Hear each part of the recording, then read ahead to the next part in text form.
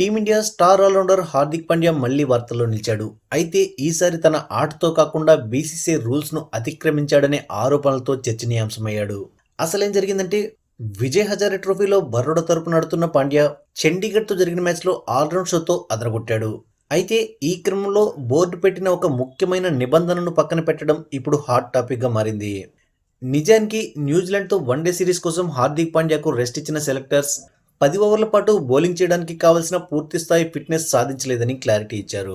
అంతేకాకుండా రాబోయే టీ20 ప్రపంచ కప్ను దృష్టిలో ఉంచుకుని పాండ్యాను జాగ్రత్తగా కాపాడుకోవాలన్న ఉద్దేశంలో సెలెక్టర్లున్నారు.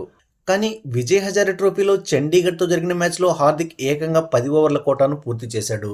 దాంతో బోర్డు పెట్టిన నిబంధనలను పట్టించుకోకుండా పాండ్యా ఇంత రిస్క్ తీసుకోవడం ఇప్పుడు చర్చకు దారితీసింది. ఈ క్రమంలో ఫిట్నెస్ విషయంలో బోర్డు ఆదేశాలను ధిక్కరించినందుకు పాండ్యాకు బీసీసీఐ నుంచి మొట్టికాయలు పడే అవకాశం ఉందని విశ్లేషకులు భావిస్తున్నారు. అయితే టీమ్ మేనేజ్మెంట్ లేదా ఎన్సీఏ నుంచి పాండ్యా ముందుగా అనుమతి తీసుకున్నాడా లేదా అనే దానిపై క్లారిటీ లేదు. ఒకవేళ అనుమతి లేకుండానే బౌలింగ్ చేసుంటే మాత్రం భవిష్యత్తులో గాయాల బారిన పడితే అది జట్టుకు పెద్ద లోటవుతుంది. ప్రస్తుతం హార్దిక్ పాండ్యా న్యూజిలాండ్తో జరగబోయే టీ20 సిరీస్కు ప్రిపేర్ అవుతున్నాడు. ఇక చండీగఢ్తో జరిగిన మ్యాచ్లో బౌలింగ్లో నిబంధనలు పక్కన పెట్టిన పాండ్యా బ్యాటింగ్లో మాత్రం తన విశ్వరూపం చూపించాడు. కేవలం 31 బంతుల్లోనే 75 పరుగులు చేసి మైదానంలో పరుగుల వరద పారించాడు. ముఖ్యంగా 9 భారీ సిక్సర్లతో విరుచుకుపడ్డాడు. పాండ్యా దెబ్బకు బరోడా జట్టు 391 పరుగుల భారీ స్కోర్ చేసింది. దాన్ని ఛేదించే క్రమంలో చండీగఢ్ కేవలం 242 పరుగులకే కుప్పకూలింది.